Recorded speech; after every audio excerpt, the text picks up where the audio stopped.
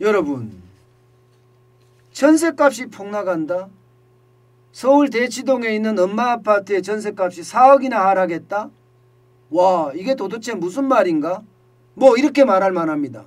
그만큼 지금 서울의 전세 시장 뭔가 분위기가 달라지고 있다는 이야기가 됩니다. 분위기가 달라지고 있다. 여러분, 이 지표 한번 보세요. 21일 현재 서울 아파트 전세 매물입니다. 31,343건입니다. 엄청나게 많습니다. 이게 한 달 전과 비교해서는 2.1% 늘어나는 데 그쳤거든요. 36,688건이었으니까. 그런데 1년 전하고 비교하잖아요. 그러면 2배 늘어났습니다. 1년 전에는 15,953건이었어요. 정확히는 96.4%가 늘어났습니다. 전세 매물이 굉장히 많이 나왔다는 거예요, 시장에. 와, 뭐 이렇게까지 전세 매물이 나오나 이렇게 이야기할 만큼 말입니다. 지역별로 보면 말입니다. 지역별로 보면 강남구 대치동에 있는 강남구 대치동 여기는요. 쉽게 말하면 2020년 12월까지 187개의 전세 매물이 있었지만 2021년 12월에는요. 1268개의 전세 매물이 있다는 거예요. 578.1%가 증가했습니다. 오늘 여러분들에게 말씀드릴 대치동 엄마 아파트는요. 30개의 전세가 있었던 것이 지금은 439개의 전세가 있던 거예요. 1363.3%가 지금 늘어난 겁니다. 전세 매물이 계속 늘어나고 있다는 거예요. 대치동 한보 미도 맨션 1, 2차예요. 여기도 33개의 전세 매물이 276개 739.4%가 늘어났습니다. 이게 여러분 전세 매물을 이야기할 때 대치동 엄마 아파트 대치동을 자꾸 이야기하는 이유가 대치동이 학원가입니다. 학원가. 대치동은 대한민국에 잘났다는 학원은 대치동이 다 있습니다. 그러다 보니까 아이들을 좋은 학원에 보내려고 하는 사람들은 이게 이사를 가요. 그쪽으로. 대치동으로 이사를 갑니다. 그리고 나서 거기에 학원을 쉽게 다닐 수 있게끔 아이들 공부하는 동안 거기에 전세를 내고 있거든요.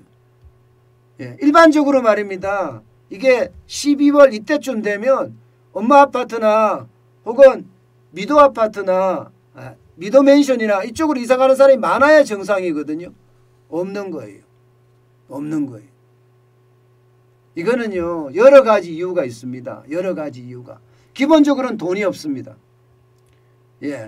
워낙 전세 가격도 많이 오른 데다가 돈도 없으니까 나는 저리로 옮겨가기가 쉽지가 않다 이런 얘기예요.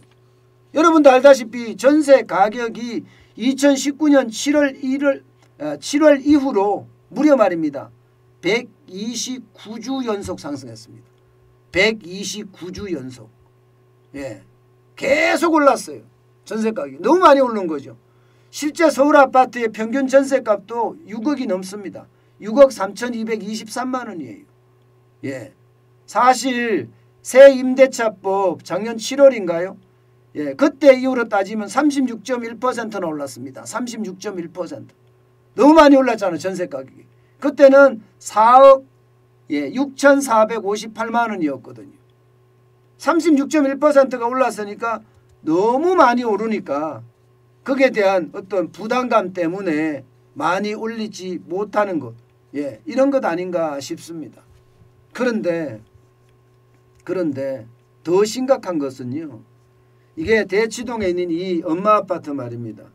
84제곱미터 전용 84제곱미터가 지난 7월까지만 하더라도 11억 5천만 원의 전세에 들어갔거든요. 11억 5천만 원에. 그런데 와우 이거 7억까지 뚝 떨어졌어요.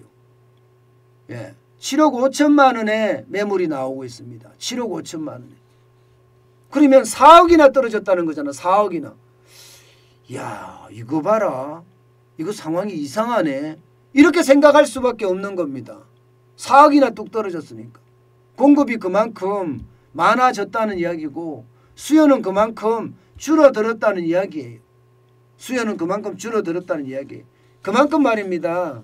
지금 전세 시장의 상황이 뭔가 좀 하락의 조짐이 있다. 예, 이런 얘기를 할 수밖에 없는 상황입니다. 워낙 많은 가격이 떨어졌으니까. 지금은 내년 3월 입학을 하는 친구들을 대비해서 강남으로 옮기는 수요도 있거든요.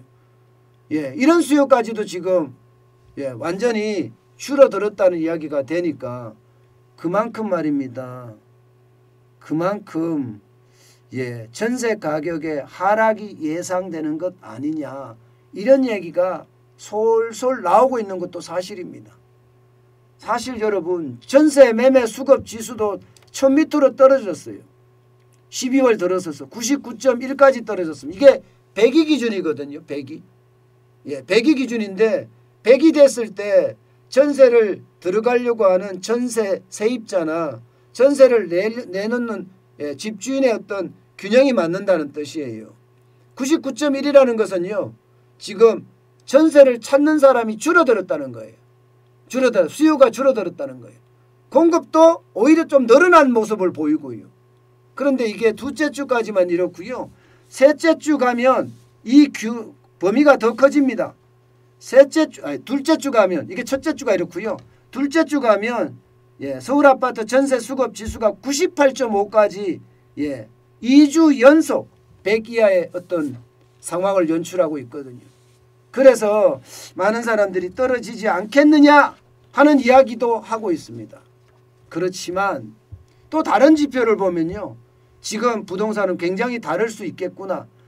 엄마 아파트가 4억 떨어진 전세 매물이 나왔다고 해서 그게 일반화는 아니다, 이렇게 이야기하는 분들도 꽤나 있습니다. 그 대표적인 게 말입니다, 이거예요. 공급 물량이 적다 이거야. 아직까지도. 지금은 돈이 없어서 12월 달에는 움직이지 못한다.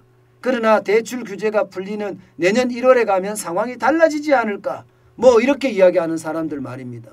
실제 서울 아파트의 공급 물량, 이게 여러분 적정 수요가 47,604가구 정도가 적정 물량입니다. 이렇게 공급이 돼야 되는데 문재인 정부 들어와서는 공급 물량이 이렇게 안 일어났다는 거죠. 게다가 2021년도 3만밖에 안 되고요. 내년에는 18,250가구밖에 안 됩니다. 2023년에도 21,304가구밖에, 공급이 워낙 적기 때문에 이게 떨어지지 않는다. 게다가 내년 7월에 가면 이제 계약갱신 청구권 행사 기간이 끝나잖아요. 그래서 신규 매물들에 대해서는 전세 가격이 굉장히 많이 올라가지 않겠느냐, 뭐 이런 예상까지 지금 나오고 있는 상태라서요. 아직까지 대세 하락이다 이렇게 이야기하기는 힘들다는 거예요. 일단 하락의 모양새는 보인다, 이것까지는 모두가 동의하는 모양새지만 그것은 대출을 묶었기 때문이다, 돈이 없기 때문이다, 이렇게 규정을 하고요. 이게 좀 더 확대 발전이 되면 공급에 대한 공급에 대한 어떤 물량이 점점 줄어들고 있고 더 많아져야 되는데 그런 상황을 감안하면 전세 가격 자체가 사실 더 떨어진다, 이런 얘기도 나오는 겁니다. 그래서 저는 그렇게 봅니다. 일단 대출 규제가 있었기 때문에 지금 전세가 떨어지는 모양새 그렇게 읽히고요.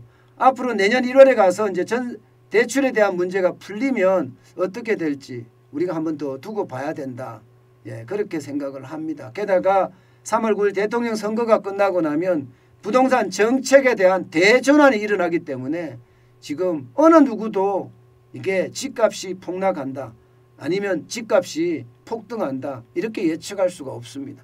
워낙 변수가 굉장히 큽니다. 일단 대통령 선거가 끝나고 나야지 그 이후의 상황은 알지 않을까, 이렇게 예측하는 것이 요즘 대세입니다.